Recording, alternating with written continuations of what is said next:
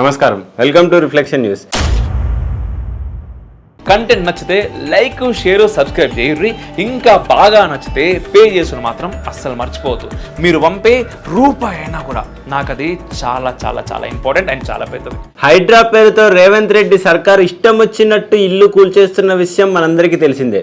హైడ్రా వల్ల అమాయకులు నష్టపోతున్నారంటూ హైకోర్టులో పిటిషన్లు దాఖలు కావటం, ఆ పిటిషన్లను విచారించిన తెలంగాణ హైకోర్టు హైడ్రాను వెంటనే ఆపాలంటూ ఆదేశాలు జారీ చేయటం నిన్ననే జరిగిపోయాయి. అయితే హైకోర్టు కంటే కూడా హైడ్రాను భయపెట్టే మరో సంఘటన ఈరోజు జరిగింది. ఎవరికీ భయపడకుండా ఇష్టం వచ్చినట్టు రెచ్చిపోతున్న హైడ్రాకు ఎంఐఎం ఎంపీ అసదుద్దీన్ ఓవైసీ గట్టి వార్నింగ్ ఇచ్చాడు. పాతబస్తీలో హైడ్రా అధికారులు అడుగు పెడితే తీవ్ర పరిణామాలు ఎదుర్కోవాల్సి ఉంటుందంటూ గట్టి వార్నింగ్ ఇచ్చేశాడు.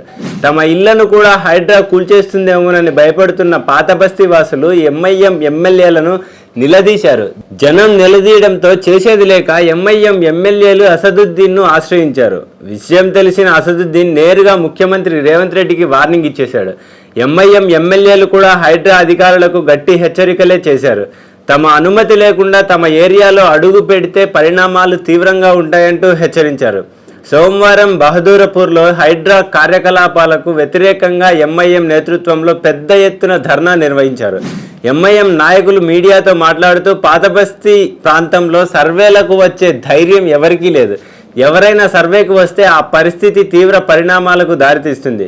బుల్డోజర్లు మాపై నుంచి తీసుకెళ్లాల్సి ఉంటుంది అంటూ హెచ్చరించారు. అసదుద్దీన్ ఓవైసీ కూడా హైడ్రా కూల్చివేతలపై తీవ్రంగా స్పందిస్తూ బండ్లగూడలోని ఫాతిమా ఓవైసీ కాలేజీ గురించి సంచలన వ్యాఖ్యలు చేశారు.